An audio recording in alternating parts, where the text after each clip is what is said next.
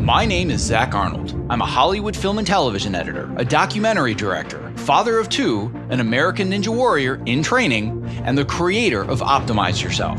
Whether you're a creative professional, an entrepreneur, a weekend warrior, or even a professional athlete, I strongly believe that it is no longer necessary to sacrifice your health in order to be successful.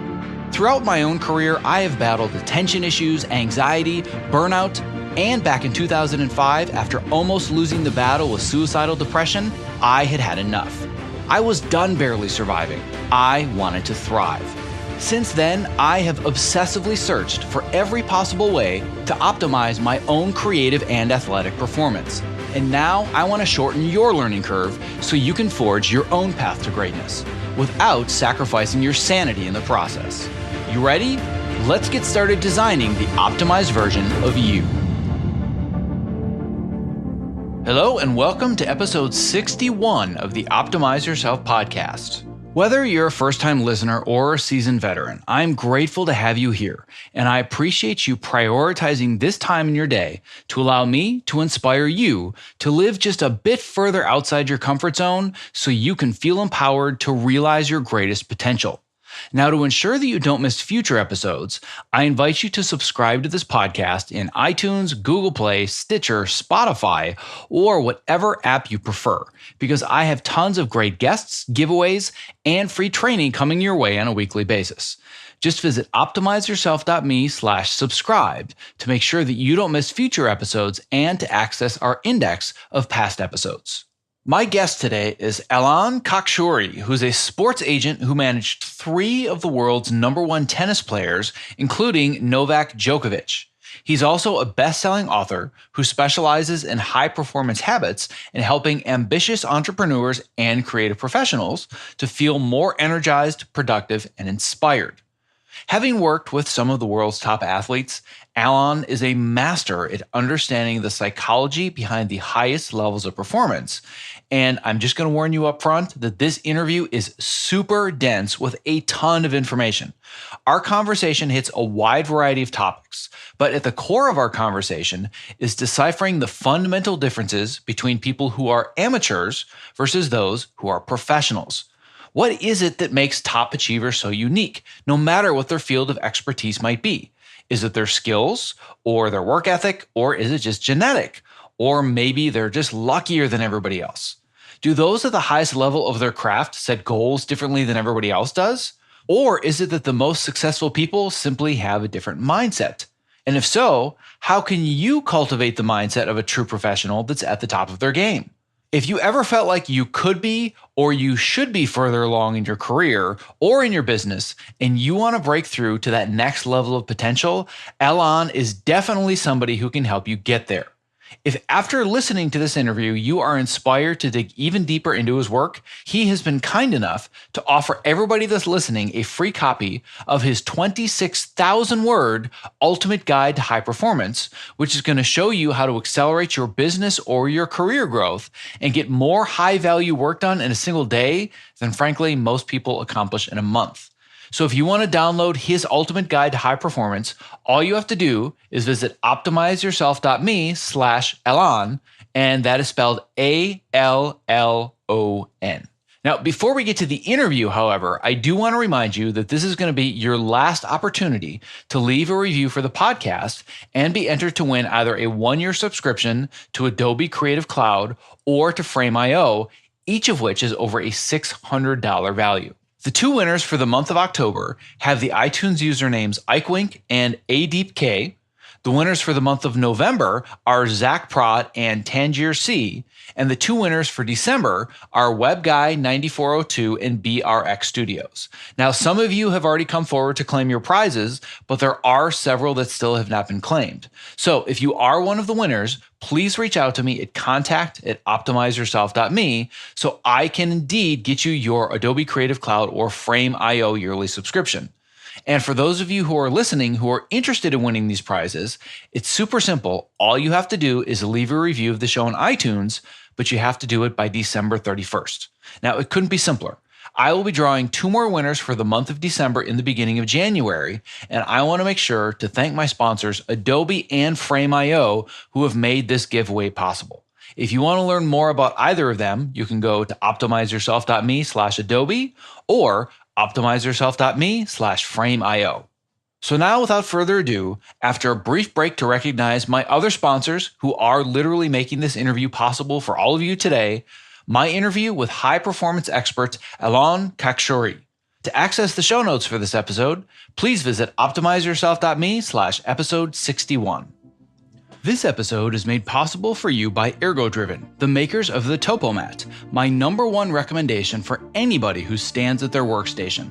The Topo is super comfortable, an awesome conversation starter, and it's also scientifically proven to help you move more throughout the day, which helps reduce discomfort and also increase your focus and productivity. To learn more and get your TopoMat, visit optimizeyourself.me/Topo. That's TOPO. This episode is also made possible for you by Sit Tight, my new number one recommendation if you're searching for a healthier, more ergonomically friendly office chair that turns sitting into an activity that actually improves your health rather than damaging it. Yes, you can actually get fit while you sit. If you've never seen one, just imagine the most comfortable bar stool on the planet on top of a Bosu ball. Just trust me, it's awesome. If you want to learn more about how the Sit Tight can provide fitness for your body, focus for your mind, and fun for your spirit, just visit optimizeyourself.me/sit-tight and use the coupon code OPTIMIZE for 10% off your order. I'm here today with Allon Khakshouri, and I'm pretty confident that I probably messed up at least one or two syllables of that. But Allon is a sports agent who managed 3 of the world's number one tennis players, including Novak Djokovic. And he's also a high-performance expert who helps entrepreneurs amplify their focus, their productivity, and their energy so they can become leaders of their industry.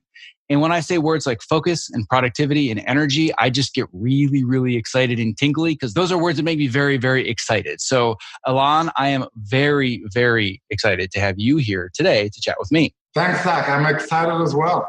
So just so people understand, where are you from? I'm from Israel, but actually I was born in Germany, raised in Switzerland, grew up in Europe, and I moved here about 10 years ago. But most of my family comes from here. Got it. Okay. Well, we'll go a little bit deeper into your background because I really want to understand kind of the origin story of the guy that got to where you are now and why you're so into high performance, productivity, and all these things that you geek out on, I geek out on. So I just think that this is going to be an hour of us geeking out on stuff. Digging through all of your materials, and I'm going to say you are a very, very prolific person because you have a lot of blog articles, you have a lot of ultimate guides, and there's a lot of stuff to go through. And I say that as a person that also produces a lot of content, and you've just made me feel, I don't know, maybe a little bit self-aware that, oh, I could be doing more. I felt like I was doing a lot, but then I see what this guy is doing, and I'm like, oh, okay, well, I could definitely do more. So the reason I say that is because you have so many varying topics that you talk about, but there's one general area that I am just fascinated by that I really want to dive in deep. And we can go off into different tangents and talk about strategies or whatever we think about. But if there's one topic that I would love to pick your brain about for the next hour, it's about identifying the difference between people that are amateurs versus professionals, because that is something I've really been interested in for a while, especially considering that this year specifically, I set the goal of wanting to become a participant on the TV show American Ninja Warrior. And I don't know if that's something you're familiar with or not. I've heard of it, and it's a topic that is very dear for me. Not only amateur and professionals, but also within the professionals. You know, like a tennis player ranked 60 in the world versus a tennis player ranked 5 in the world. Like, what are the differences there?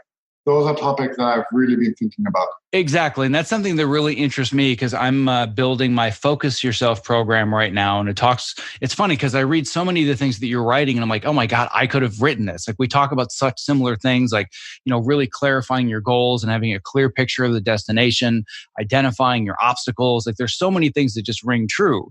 And one thing that I always think about, I don't know if you're familiar with James Clear, but he's one of the world's foremost experts on habit formation and creating habits and just everything around the idea of behavior. And one thing that he said that really struck me in our recent podcast was that if you look at Olympic athletes, all of them have the exact same goal. They all want gold medals. So what's the difference? And when you really dig in, it's all about their daily routines, their habits, and their mindsets. So that's kind of the direction I want this interview to go today. But before we go right into the weeds, I think it's really important that people understand your background and why your point of view specifically is going to be so fascinating. So just give us a little bit of a background of kind of your origin story and how you became an agent to some of the top tennis players in the world. Sure, it's a long story. I'll try and share the key features. I was born as the third kid of a family that originally comes from Persia, Iran, but Jewish family. And I was born in Germany. And my mother had a difficult birth with me. So I was born with a lot of physical and also mental issues. I had movement issues and motoric movement issues. I had delayed speech capabilities, and when we moved to Switzerland, the school system wanted to put me in a school for kids with special needs, and my mother was very resistant to that idea, and she managed to put me into a private international school.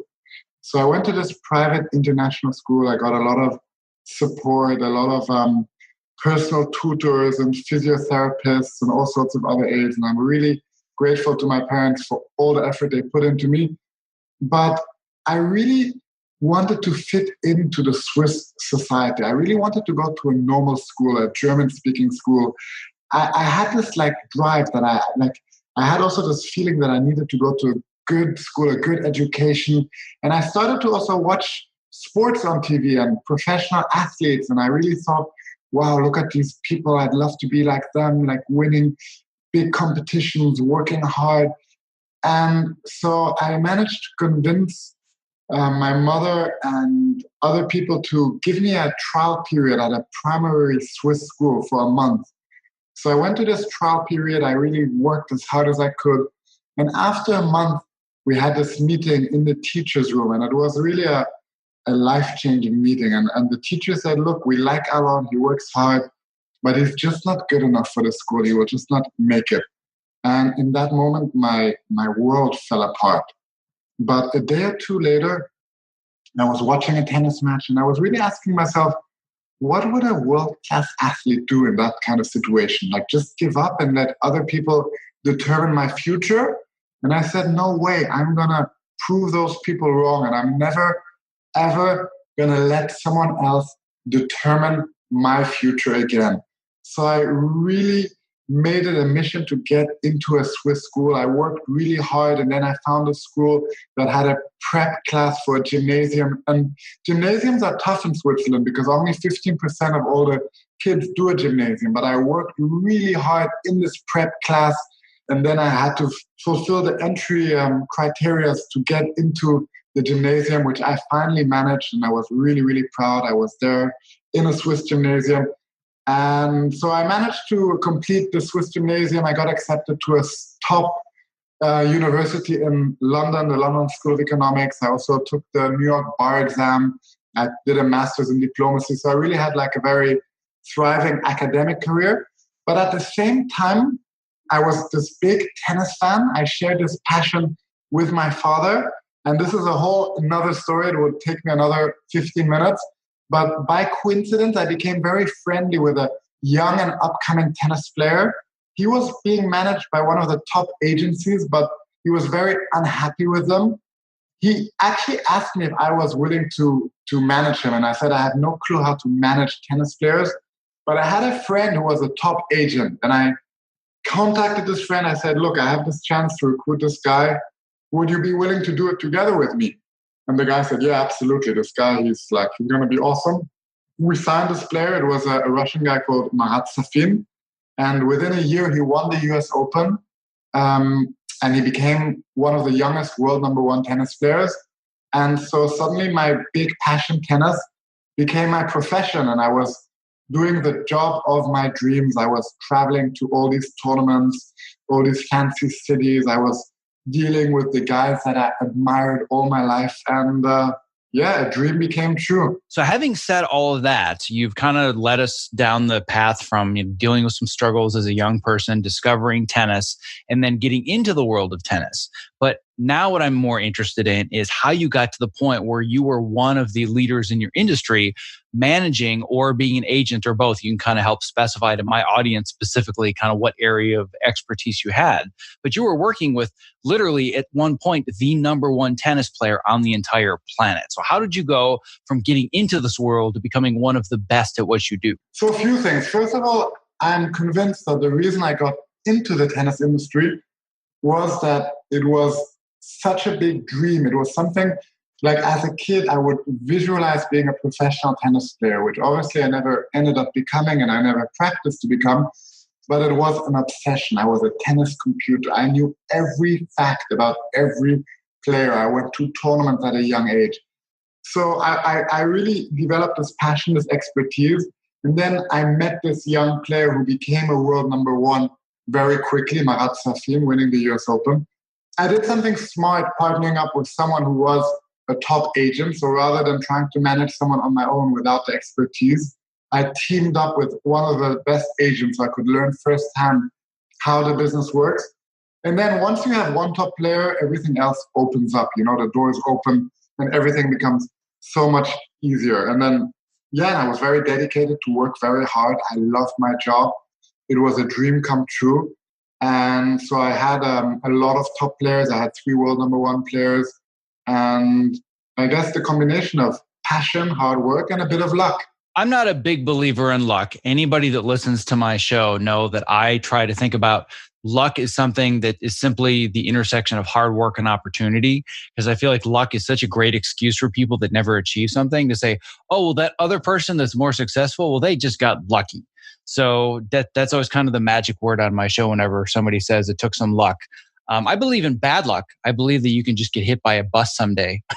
But at the same time, I think that anybody that really creates success in their life, and I'm sure this is something that you can attest to as well as we go deeper down this rabbit hole, but anybody that quote unquote looks like they have luck, there's a whole combination of things going on in their habits, their behaviors, and the mindsets that got them where they are. But before going in that direction, what I am very, very curious about is what you actually did on a daily basis, because saying you're a manager or an agent can mean a lot of different things. And the reason that I asked this question to kind of help clarify what your duties were as an agent or a manager is because I don't really have people that listen to this show that are into sports or into athletics at a professional level. The reason that I'm so fascinated by sports is because I'm trying to take all of the practices, all of the mindsets, all of the fitness expertise, the health expertise, the high performance expertise, and bring that into creative fields. So the people that listen to this show do creative work. They live most, if not all of their days in front of computers. And I'm trying to blend the worlds of athletic performance and high intense creative work and bring them together. And I know that because you're somebody that's in the online business world, you very much understand how to translate a lot of the things in the sports world to the business world. So that's why I think it's very helpful to just kind of understand and get a picture of the kinds of things that you would do in your business and for your athletes. Absolutely. Let me just share a word on luck. I believe in the short run, luck can help make shortcuts. In the long run, I don't believe in luck. In the short run, having had a client who became number one within a year, that accelerated my career. But I'm definitely sure I would have achieved it anyways because I was working hard, I was passionate, I had a vision. So that on luck, and I totally agree with the quote of opportunity meeting hard work. That's when you get lucky. I love that, absolutely. Now, as an agent, the primary job is to take care of all the commercial aspects related to a client, meaning getting him commercial deals like an apparel deal, a racket deal, other sponsors, getting him appearance fees when he plays at tournaments or exhibitions, taking care of his PR and marketing. But here's the connection to high performance. In order to make a lot of money with a client, he needs to perform well. That's really the bread and butter in tennis. So as an agent, you're always thinking, how can we get our client to the next level? Who is the next coach who can take him to the next level? Who should be in his team? What are the other factors that can help him really perform at his best? And for example, with Novak Djokovic, I was the person who found him his coach then, who he now rehired. And ever since he rehired him, he won Wimbledon and the US Open. So that was one of the things that I really studied, like who could be the kind of coach that would fit into his mentality, his family's mentality, and his budget at the time, and all these kind of considerations. So in the end, the agent really wants to be obsessed about the fact, how can I help my client perform at his best? Because once he does, everything else starts working. All the commercial opportunities come in. We all try and pride ourselves about how capable and how good we are and what amazing deals we got. But in the end, it is really the performance and maybe the charisma and a few other little characteristics that define how much money a client will earn. Well, and that's a smart approach as well, because as you know, in the world of productivity, you're always trying to find leverage. You're always trying to say, all right, what is the most impactful lever that I can pull, or the biggest domino that I can knock over, and start knocking over other ones? And for a lot of agents, I'm sure they're always focusing on the next deal, the biggest dollar signs, but you were playing a longer game and saying, well, all of those deals and everything that we want to do gets infinitely easier if we just focus on one thing, and that's making our player better. 100%. And when we talk about what separates the top performers from everyone else, there are a few things, but one of the characteristics is really the ability to see the longer game. Like the opposite of a top performer is an alcoholic, and an alcoholic is characterized by really thinking of his next drink, usually. Like once he gets into this addictive cycle, that's his focus, the next drink. The opposite is someone who can think, what am I going to do tomorrow, in a week, in a month, in a year, 3 years, 5 years, or even 10 years. The longer we can stretch our vision and take the kind of action that serves that vision, sometimes at the expense of our instant gratification, the more we're moving towards being a top performer. Yeah, you could not be preaching more to the choir right now. In the last 2 weeks, I've probably written 15,000 words that echo the exact same sentiment as I've been building my program. What I'm doing is I'm helping people first break down their goals. I'm using the Go Far framework, which is a 5-step framework. The first one is goals. And the idea is that you can say something like, well, I want to be a famous tennis player. Well, that's much better than, like you said, just somebody that's looking for the next thing today or tomorrow. But I want to be a famous tennis player isn't necessarily a very clear goal. So like you said, you have to start chunking it down into 5 years. Where would I be? 1 year, where would I be? What does that mean in 6 months? Well, what does that mean in a month? And how do I break down that month into weeks? So I've gone through some of your materials, and I've seen that you too are also very much in the mindset of breaking everything down and doing exercises and writing it down. So in your mind, if I'm somebody that says, well, I kind of feel like I'm just taking it day to day. And it's not necessarily, obviously, I'm hoping that I don't have a lot of people that are alcoholics listening to my show. If I am, well, then, hopefully they can find some help. But at the same time, I think there are a lot of people in my industry and other creative industries that are always looking for, quote unquote, the next job. I just need a paycheck. Oh, you know what? This is an opportunity. I'm just going to accept this job. I'm going to take it. And then another one comes along, and then another one comes along. And then a decade later, they're coming to me saying, can you coach me? Because I'm in a job that I hate. I don't know how I got here. It's been a decade, and this is not what I want to be doing for a living. And I feel like it's because they're only playing the short game and not playing the long game. So the issue is that one thing that people really avoid doing, and I include myself often into these people, is we avoid spending time to think about our life. We avoid like taking a reflective walk on the beach or sitting on an armchair for an hour with no phone and no interruption, and asking ourselves key questions like, what is it that I want to achieve? Who is it that I want to be? What are the kind of contributions that I want to make? What kind of relationships do I want to have with key people in our lives? And the reason we like to avoid spending thinking time, there are several reasons, but one main reason is that we live in our comfort zone. Some of these questions might require us to take the kind of bold action that is a bit uncomfortable, and it might really make us have to do the kind of actions that will require some sacrifices. And the issue with long-term goals, what makes it so difficult And the issue with doing like poor habits, it's the same issue, is that we don't see the consequences of our actions very quickly. Meaning that, say you eat like a hamburger every day, for the first week you might not feel different, you might not see any differences. Maybe even after 2 or 3 weeks you won't see the differences. It will only accumulate over time. And the same strikes true if we have like these big dreams and goals in the long run and we start working towards them.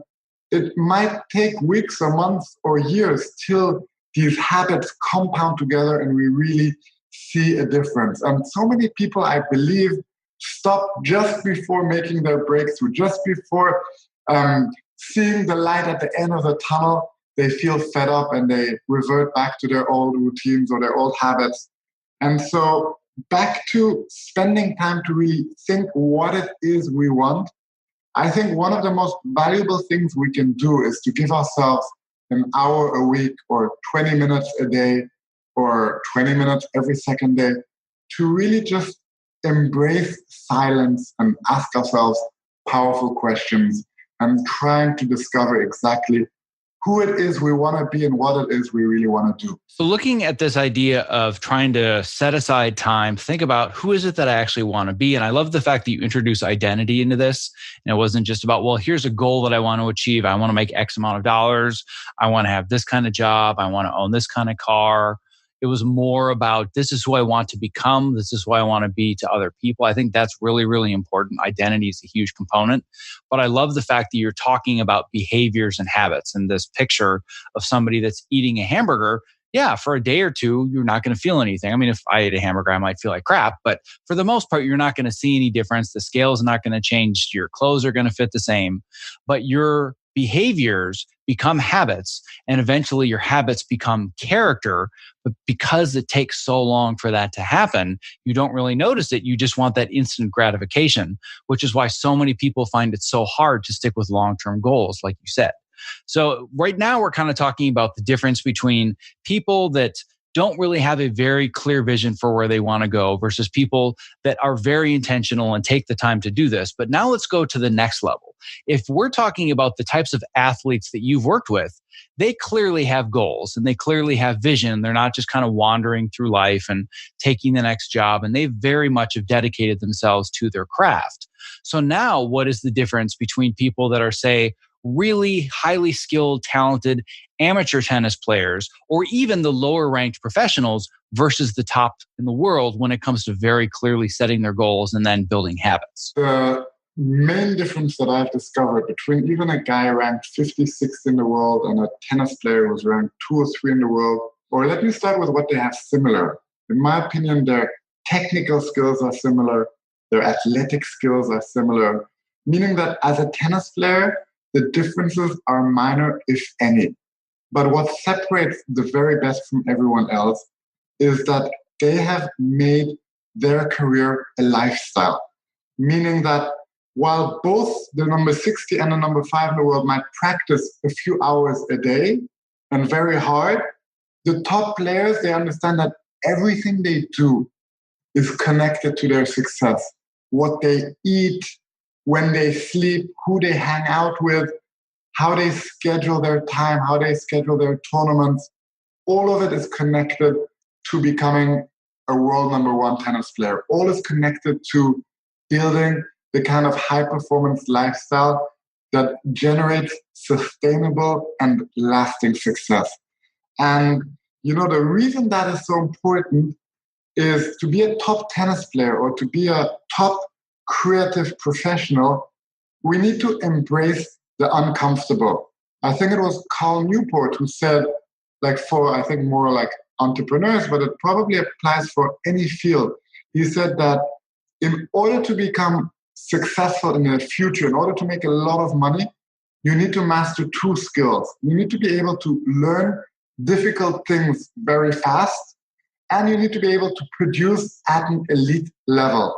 Meaning that like your favorite singer or your favorite film director or producer, they're probably people who produce high value content on a regular basis. They're not one-time wonders. And in order to do that, or in order to play at the top level in tennis on a consistent basis, you need to live a high performance lifestyle. You need to take care that you feel recovered as much as that you practice hard and that you improve your skills.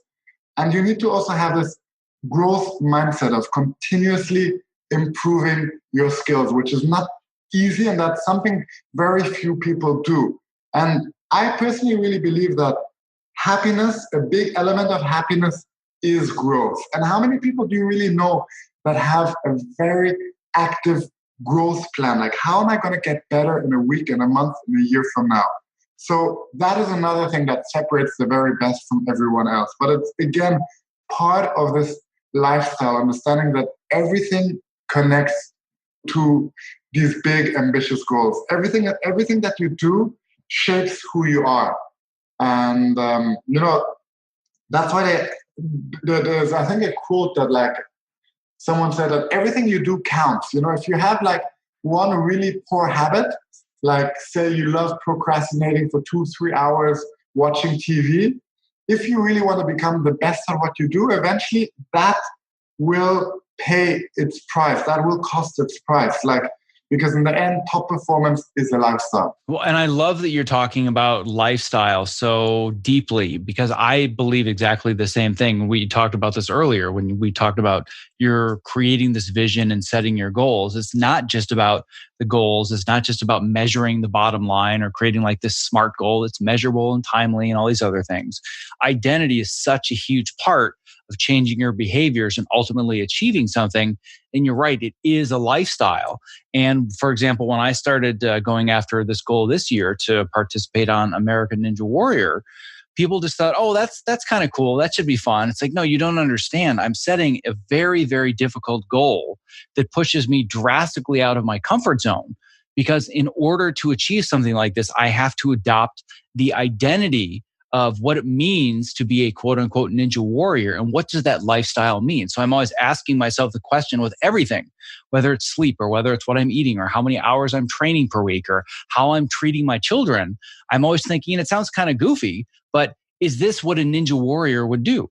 And that has completely changed so many of my behaviors and my choices and my habits. And I still have a few bad ones that I'm trying to work out that have taken me a few more months than I thought. But at the end of the day, I'm not asking myself the question, well, what exercise am I supposed to do today? Or what am I supposed to be eating? I'm just always thinking, well, what would a ninja warrior do, right? So I think that this identity thing is so important.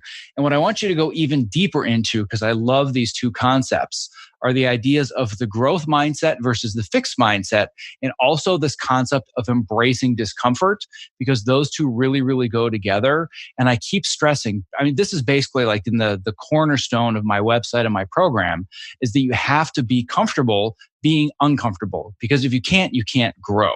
So talk to me a little bit more about growth mindset versus fixed mindset and this idea of embracing comfort. Sure. And before I do, just a word on top performers and everyone else. I had a client who was ranked 60 in the world.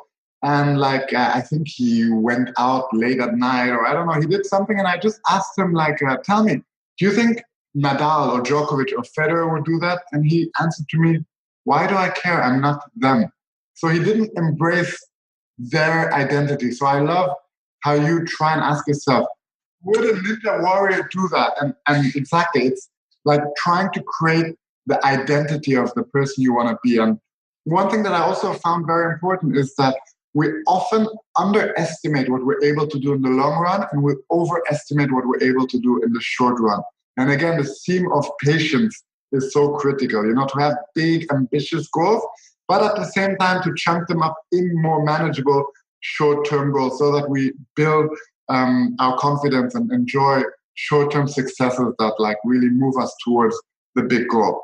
Now, to the topic of growth mindset, it's one of my favorite topics, and it was dubbed by Carol Dweck, who wrote a book called Mindset that I recommend all your readers. And basically, a growth mindset means that we think that it is effort and hard work that helps us achieve the goals that we have, whereas a fixed mindset believes that it is talent and natural traits that help us become successful. And Carol Dweck did an amazing study with, I think it was 10-year-old or 12-year-old kids. And I want to share this study because it really changed how I think about praise and how I think about like effort and fixed traits. I'll try and remember it.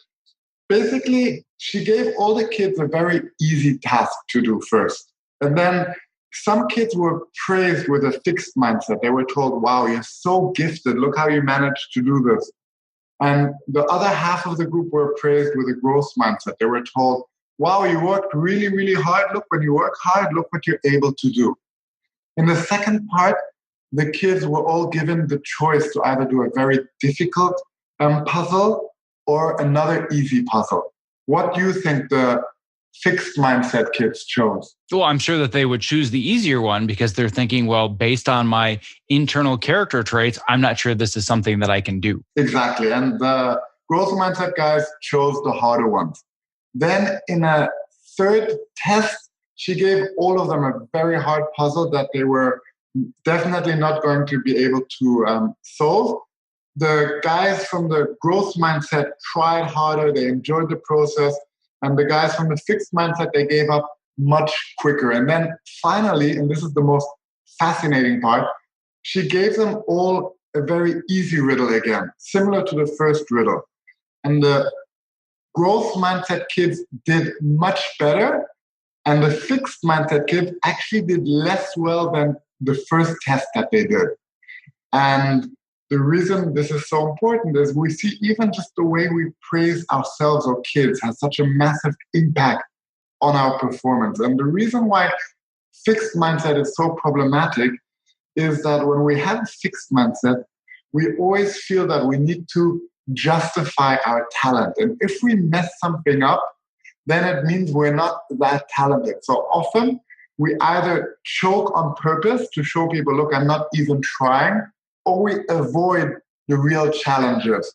And so to embrace the uncomfortable, it is crucial to have a growth mindset, to have the kind of mindset that the process, the journey is as important as the outcome, the goal. And the reason it is so important is because that's how we learn skills, that's how we build our character. And once we understand that life is about building character more than it is about achieving specific outcomes, that is when we're able to embrace the struggle. That's when we're able to embrace the uncomfortable. And there is an irony to the whole story because once we detach from specific outcomes, we achieve so much more. Now, it is a bit confusing, and so I'll try and bring another analogy. I think it was Matthew Seen who wrote the book Bounce, who calls it doublethink. On the one hand, you want to have big goals. You really want to achieve, for example, becoming a ninja warrior. You want to work towards it. But at the same time, when you have these pressure moments, like you're in a competition or in a big negotiation or even in a date, you want to let go of any outcome. You want to be satisfied with giving your best and enjoying the process, because by doing that, you're able to really perform at your best without interrupting yourself with negative thoughts like, don't mess up, don't screw this up. And when you have those thoughts, that's when you choke. That's when you stutter when you have a presentation, or when you mess up in a date, or when, as a tennis player, you make a double fault in big points, because you suddenly interrupt the skills that you've developed and that almost happen effortlessly and subconsciously. You interrupt them with conscious thoughts like, okay, what should I do not to mess up? Does that make sense? Not only does it make sense, but there are like 4 different threads that I would love to pull out of what you just said, because there's so much goodness in there that I want to break down. There are actually 2 things that I want to bring up. One of them is I kind of want to put a final little exclamation point on growth mindset versus fixed mindset, because there's one additional point that I think is super important. And then I want to go into this idea of process versus outcome, because I mean, I could talk for hours about kind of discovering that whole idea. But first, when it comes to fixed versus growth mindset, there's an additional kind of point of reference that I think is going to help a lot of people understand the difference that may not already. And that's the idea of control. So it's eerie that we're talking about this because literally 4 hours ago, I was writing all about internal locus of control versus external locus of control and how it relates to the fixed mindset versus the growth mindset. And if you're looking at somebody with a fixed mindset, they're often blaming the world for their problems because they don't feel like they have control over them. So for example, if they're late for work, oh, well, it was the traffic. Or if the boss yells at them, oh, well, he's just a you know what, or for if somebody sends them an email like, oh, well, that was so rude of them. Whereas somebody that has a growth mindset is thinking about an internal locus of control. So they're thinking, I was late today, not because of the traffic, but because I didn't plan properly. Or they can look at their boss that's yelling at them and saying, oh, you know what? I know that he's having problems in his life right now, so I accept the fact that he's angry. But, not all of it has to do with my behavior, but some of it might have actually been warranted because of X, Y, Z. So I think that this concept of control, at least for me, when I was first learning about fixed versus growth, I was like, oh, that makes sense because so many people want to defer responsibility for where they are in life to other people or other circumstances. But when you do that, you no longer have control over your own success either. Absolutely. And this feeling of having control of your life is so critical for building self-esteem and confidence. And at the same time, when we look for excuses, it becomes a character trait. And for example, I worked with a tennis player she had a losing streak. And every match that she lost, there was a justification that was beyond her power. And she didn't even notice that, like, she was looking for excuses or justifying her losses. And I'm convinced she really believed all the excuses to an extent that it was impossible to convince her that those were excuses.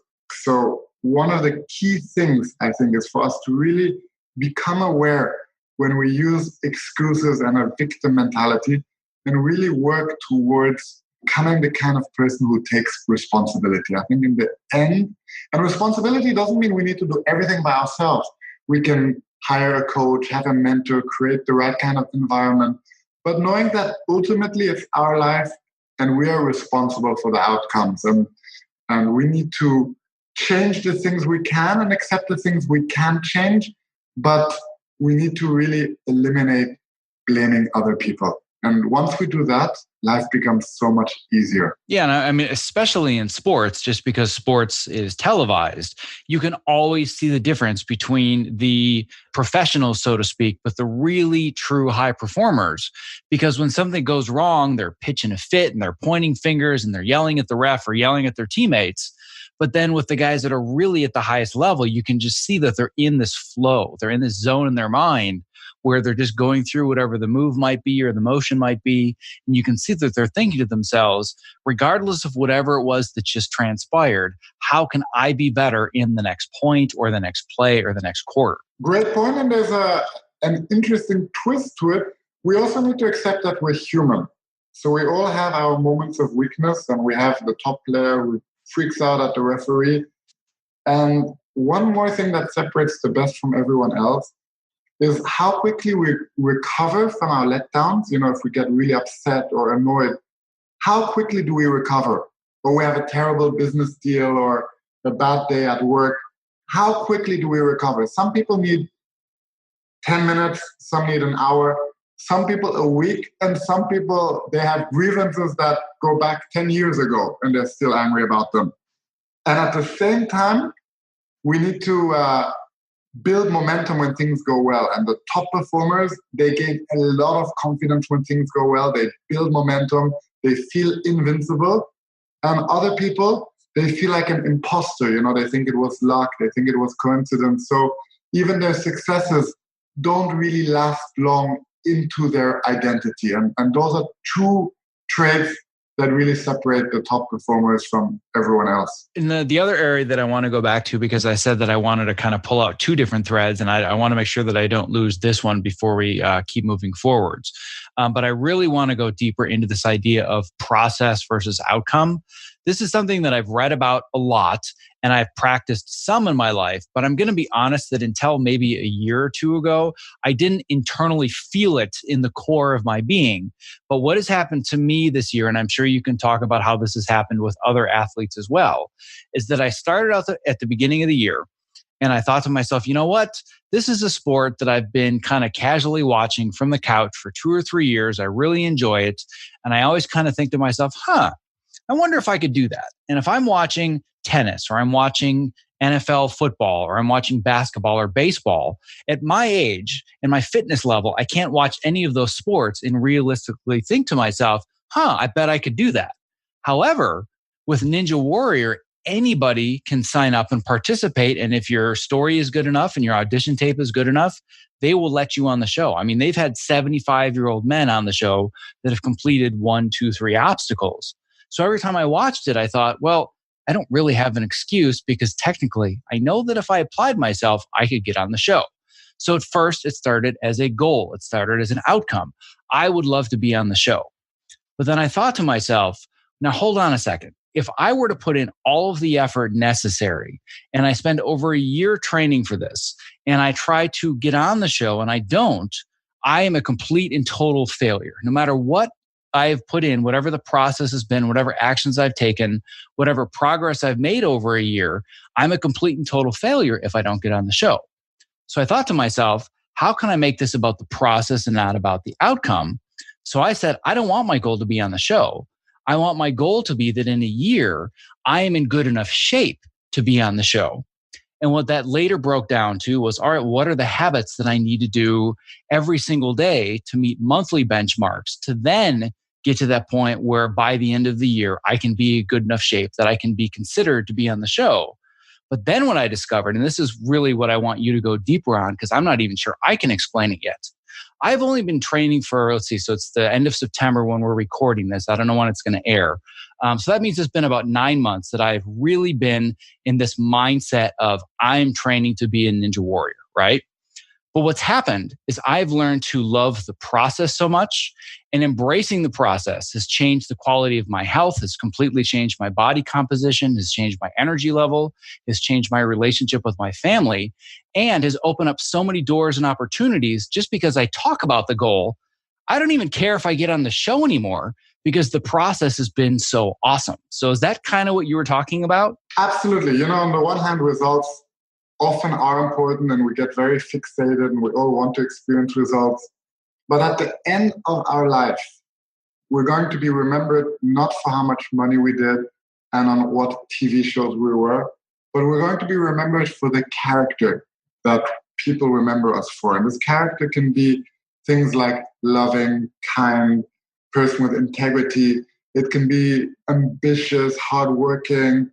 That can be all sorts of different things that that stick much more than the actual outcomes that we achieved. And I think what you are talking about is that in the process of preparing for that show, you develop character traits that have become very valuable and that make you feel good, that make you become healthier, that make people appreciate you on a different level, and that literally changed you. This process changed who you are, if I understand you right. And so with tennis players, you know, you don't know if a young 10-year-old kid is ever going to be a world number one in the world. But if this kid makes it a goal to really build the character of a top athlete in terms of moral character traits like being a fair athlete, a fair sportsman, a loving, kind person, but also traits like discipline, hardworking, competitive, a true fighter, a true warrior, then that will be valuable regardless if that boy or girl ever becomes a top player.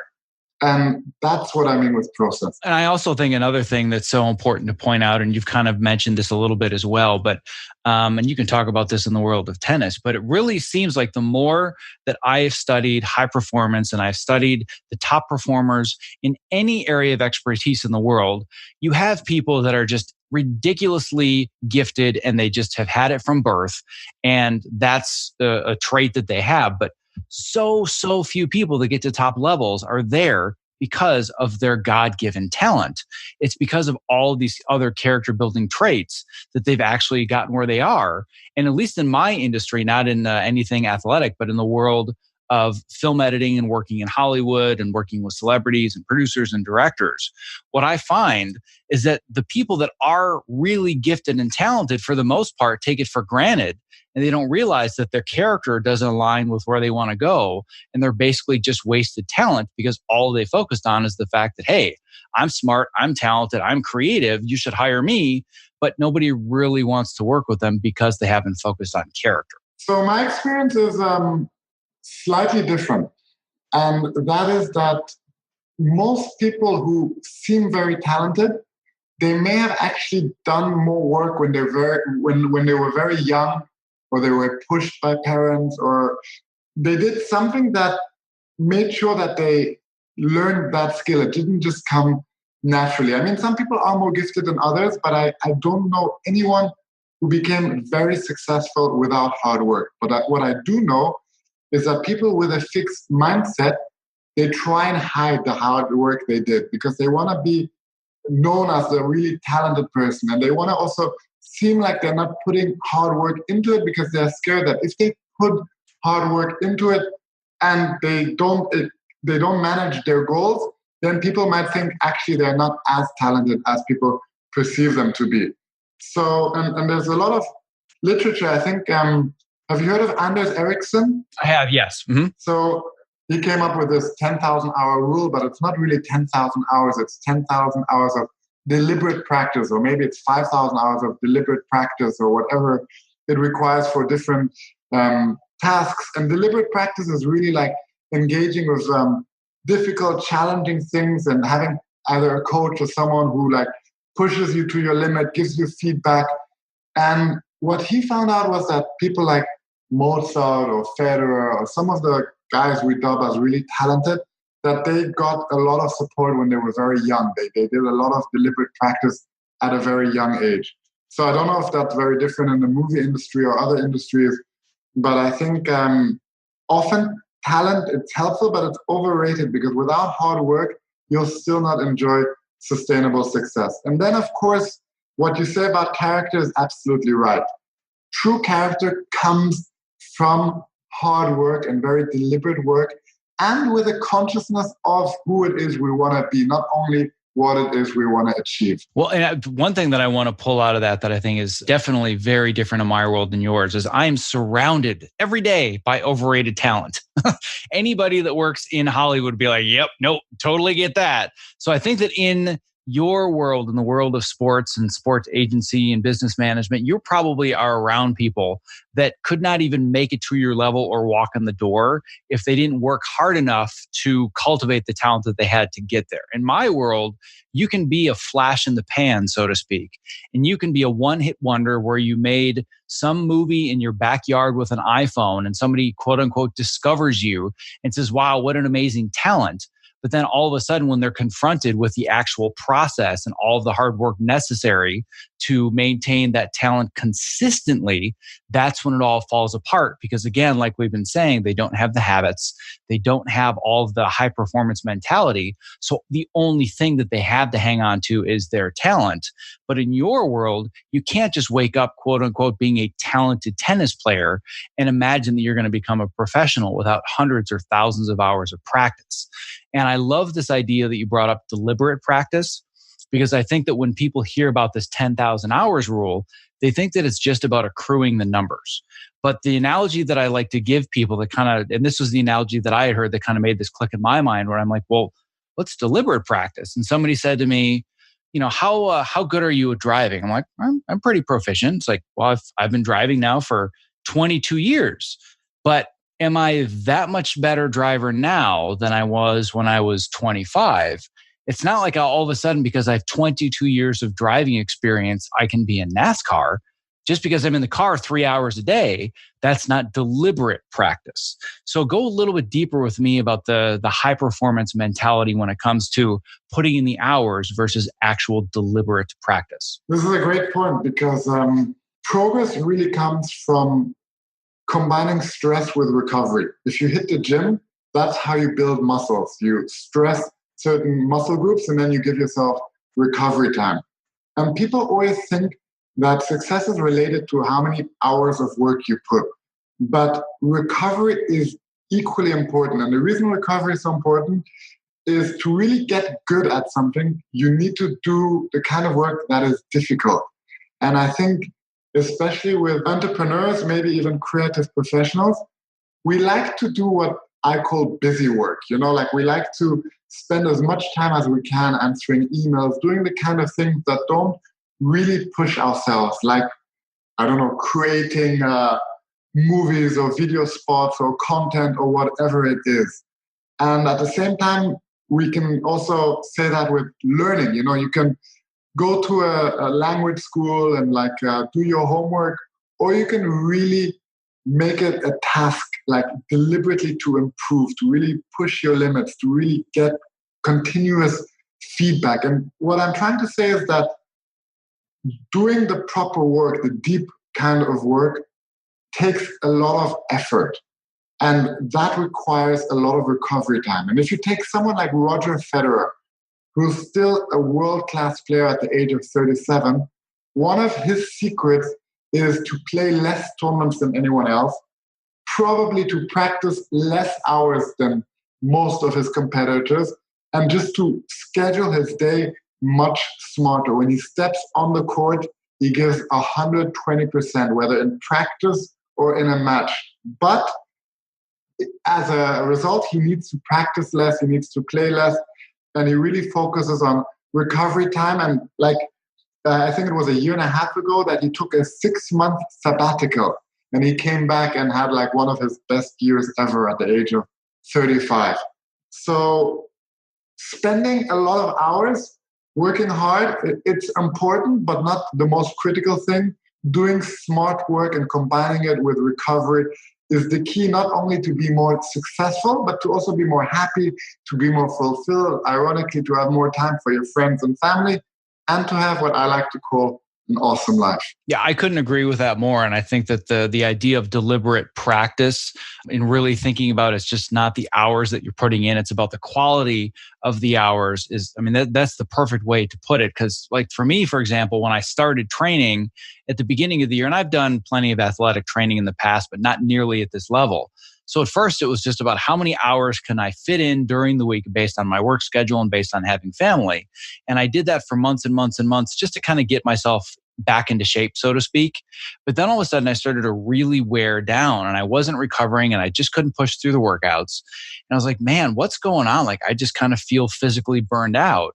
And then what I started to really do, and this goes back to what you were saying about feedback, I really started to measure and track my readiness. So I bought what's called the Oura Ring, and I actually have an entire podcast interview coming out about this piece of technology that measures my heart rate variability, it measures my body temperature while I'm sleeping, measures my overall recovery and the strength of my nervous system. And I just said, you know what? I'm going to listen to this thing and do whatever it tells me to do. And it kept telling me that I was tired and I needed to recover more. I'm like, all right, well, if the little ring on my finger and my phone app tells me to rest, then I'm not going to the gym today. And what I found is that as I was training less, I was becoming infinitely stronger when I did show up. And that's because I had feedback and I had benchmarks. And I think that's such a huge component when you're talking about deliberate practice, where you're not just saying, well, I have to go to the gym for an hour. You're saying, I need to go to the gym for an hour, but last week I burned 550 calories. Therefore, I need to try and burn 600 calories, which means that I have to push just a little bit harder. Or last week, I was able to do this many reps with a kettlebell. This week, I have to do at least one more. And I feel like just that little mindset shift is a huge difference in the long run when we're talking again about character and identity and behavior. That's what really adds up over time. 100%. And one thing that I think really transformed the life of anyone I worked with is this concept of power blocks.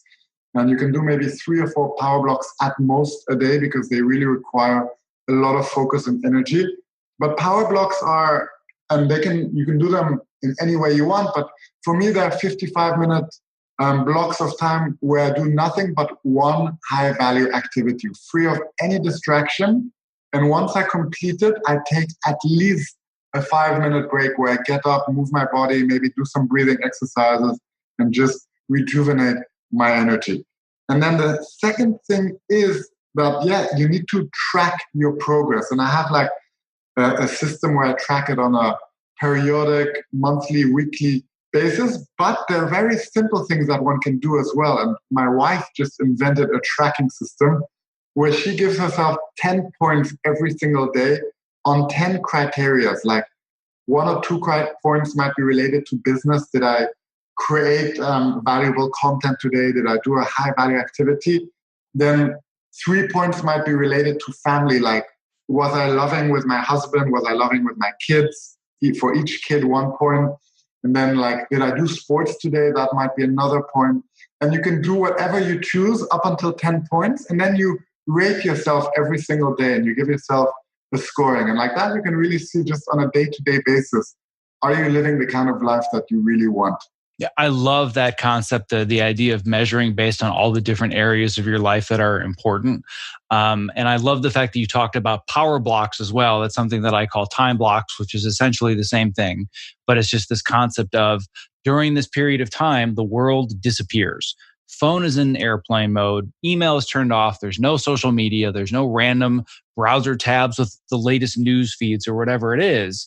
And the reason that I do that and the reason that I teach it to all of my students and my coaching clients is that it takes up to 20 minutes for your brain to get into that state of creative flow. But once it gets there, you just dive way down into that creative rabbit hole until you hear a ding, or you hear a chime, or you just want to check your email super, super quick for 1 minute. It resets the clock and it takes another 15 to 20 minutes to get back into that state. So what I always, just like you're saying, I will basically do, for me, it's roughly about an hour as well. And the most that I can do, and it's taken years to get to this point, because I basically treat focus like a skill, no different than a sport where you just slowly, gradually work up the strength. I can get to the point where I can do 5 or 6 hours worth of dedicated creative time, but that's it. But if you look at the amount that I'm able to accomplish in just 6 hours, it's far more than I used to be able to accomplish in a 12-hour day when I wasn't following that habit, because I was just kind of, all right, I'll do 10 minutes of work. And oh, there's an email and I should probably respond to that. All right, let me do a few more minutes of work. Oh, look, Facebook. All right, well, I should probably get back and edit a scene for 5 minutes. And it's just this endless hamster wheel of busyness that you get sucked into that just never ends. So I love the fact that you brought up these power blocks or these time blocks. One point here is that like you made an analogy to the gym, and yes, focus is literally training the brain.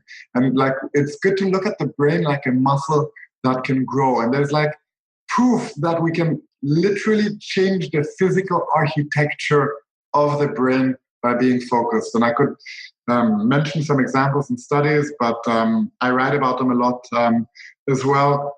But this is one thing that we've discovered in the last 10 years, no matter what your age is, through focus and attention, you can change the structure of your brain, which I think is the best news ever for any one of us. Yeah, I could not agree more. Because again, talking about the fixed mindset versus the growth mindset, if you're thinking to yourself, I'm just somebody that's distracted all the time and I can never pay attention. I'm just so ADD, right?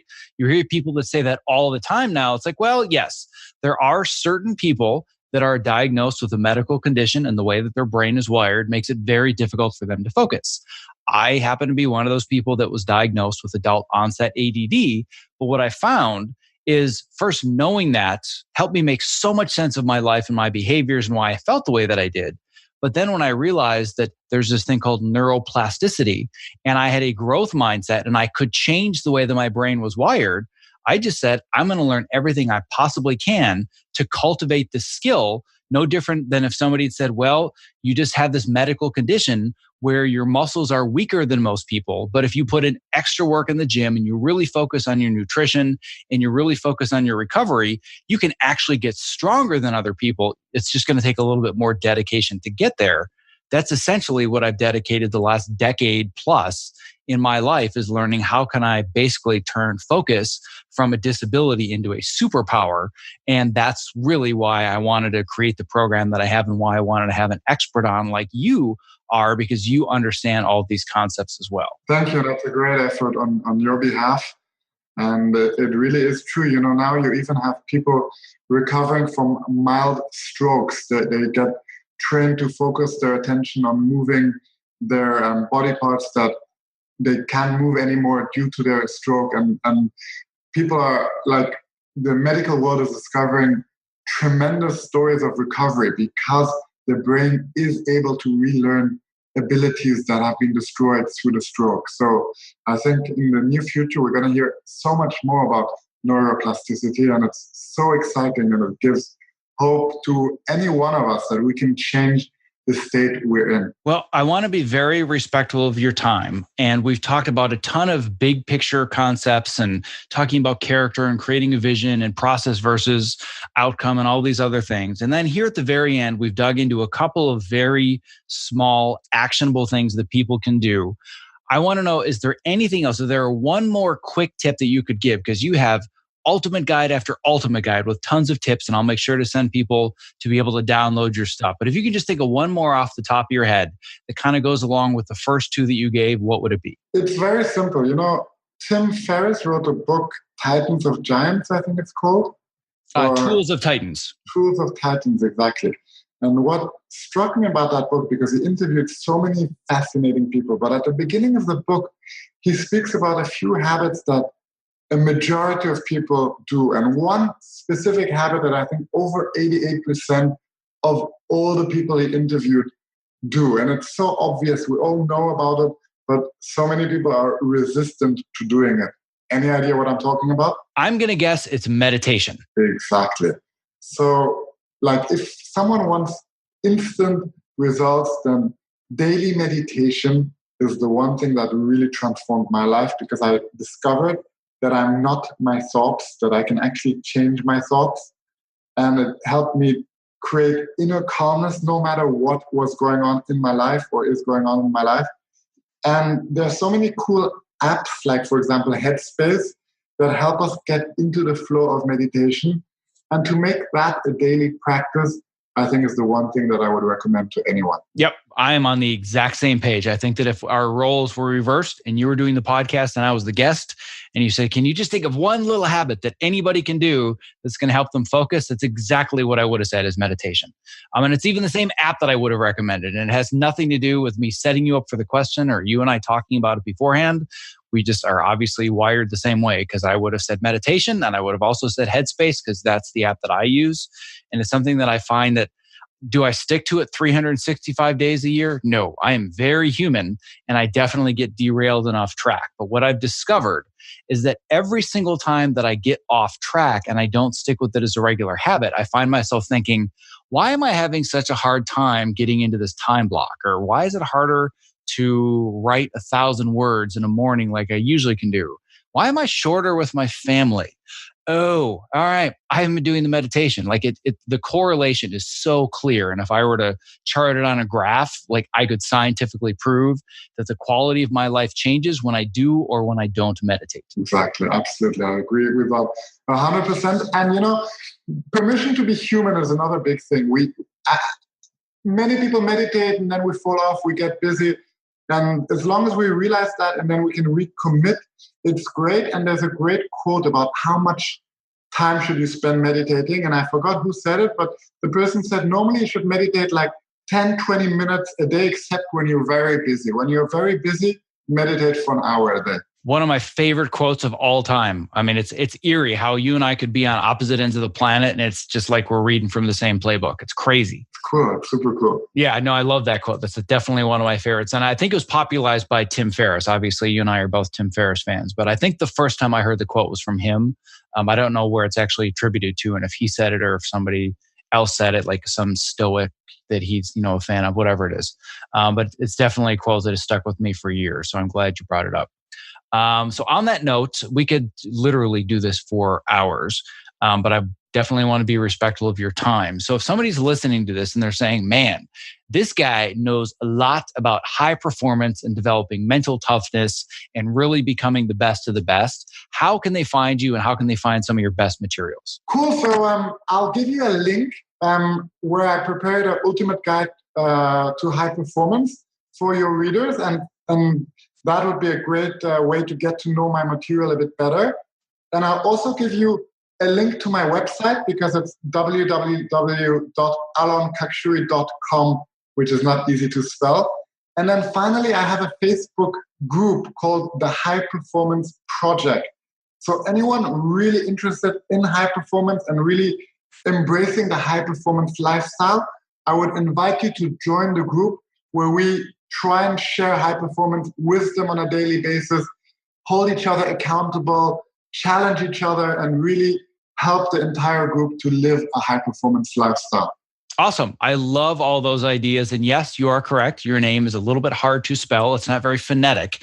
So what I'm actually going to do, I love the fact that you've created like a specific page and ultimate guide just for my audience. I cannot tell you how much I appreciate that.